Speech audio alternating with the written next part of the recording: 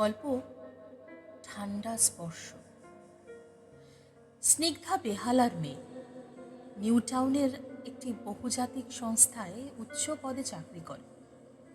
কাজের চাপ এতটাই বেশি যে অফিস থেকে ফেরার কোনো নির্দিষ্ট সময় বলতে কিছু থাকে না, তাই নিজের গাড়িতেই যাতায়াত করত। সেদিনও কাজ শেষ করতে করতে প্রায় 1:30 বেজে গেছে। রাত 1:30, অফিস প্রায় ফাঁকা। বেরোনোর সময় দেখলো তার বস প্রকাশ এখনো অফিসেই বসে আছেন।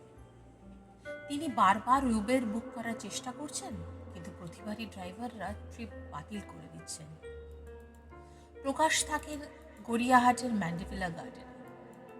স্নিগ্ধা বলল, স্যার, আমি তো ওই দিকে দিয়েই যাব, চলুন না আপনাকে নামিয়ে দিই। প্রকাশ রাজি হয়ে গেল। নিউ টাউনের নির্জন রাস্তা ধরে গাড়ি ছুটছিল। চারপাশে ঘন কুয়াশা, মাঝে মাঝে রাস্তার আলো এসে পড়ছিল উইন্ডশিল্ডে। হঠাৎ তারা দেখলো রাস্তার পাশে এক যুবতী দাঁড়িয়ে হাত নাড়ছে। মেয়েটিকে অত্যন্ত ভদ্র ও শিক্ষিত পরিবারের বলে মনে হচ্ছে।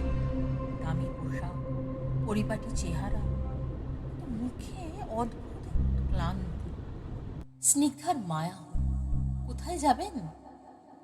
মেয়েটি হেসে বলল, রুবি মোড়ে নামিয়ে দিলে খুব উপকার হয়। স্নিগ্ধার বেশি কিছু না ভেবে তাকে পিছনের সিটে বসতে দিল। গাড়ি আবার চলতে শুরু করল। প্রথমে সবকিছুই স্বাভাবিক ছিল।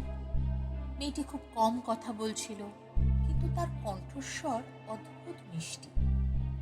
কিছুক্ষণ পরে গিয়ার পরিবর্তন করার সময় স্নিগ্ধার হাত হঠাৎ পিছনের সিটে বসা মেয়েটির হাতের সঙ্গে ছুঁয়ে গেল। সঙ্গে সঙ্গে তার বুকের ভেতরটা কেঁপে উঠল। হাতটা ছিল বরফের মতো ঠান্ডা, এত ঠান্ডা যে কোনো মৃতদেহের শরীর।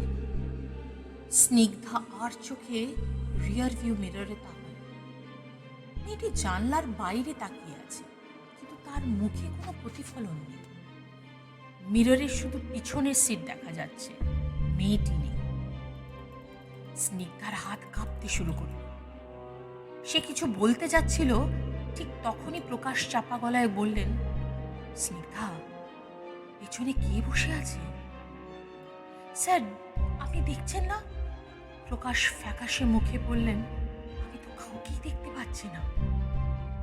গাড়ির ভেতরে হঠাৎ তীব্র ঠান্ডা হয়ে গেল। এসি অনেক আগেই বন্ধ করা হয়েছিল।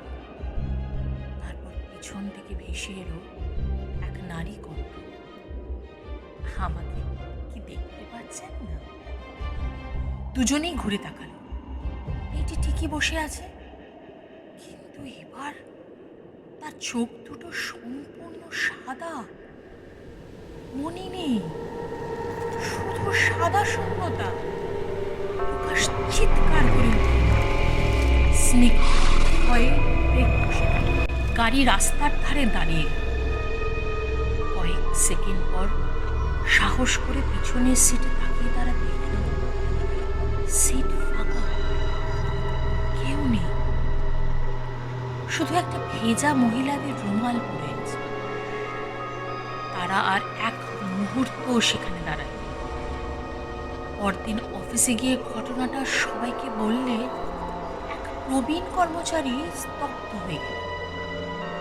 তিনি জানালেন, 3 বছর আগে ঠিক ওই বাইপাসের ধারে এক ধনী পরিবারের মেয়ে গভীর রাতে গাড়ি দুর্ঘটনায় মারা যায়। তার গন্তব্য ছিল রুবি। মৃত্যুর আগে নাকি সে বারবার পথচারীদের কাছে লিফট চাইছিল, কেউ থামেনি। কথাটা শুনে স্নিগ্ধার শরীর শিউরে উঠল, কিন্তু আসল আতঙ্ক তখনও বাকি ছিল। সেদিন রাতে বাড়ি ফিরে সে গাড়ি পরিষ্কার করতে গিয়ে পিছনের সিটের নিচে সেই ভেজা রুমালটা আবার দেখতে পেল। রুমালের কোণে সূচিকর্মে লেখা ছিল একটি নাম, ঈশিতা। ঠিক নিচে শুকনো রক্তের মতো বাদামি দাগ। আর রুমালটা হাতে তুলতেই তার কানের কাছে কেউ খুব আস্তে ফিস ফিস করে বলল, ধন্যবাদ, সেদিন অন্তত তুমি থেমেছিলে। তারপর ঘরের সব আলো একসঙ্গে নিভে গেল।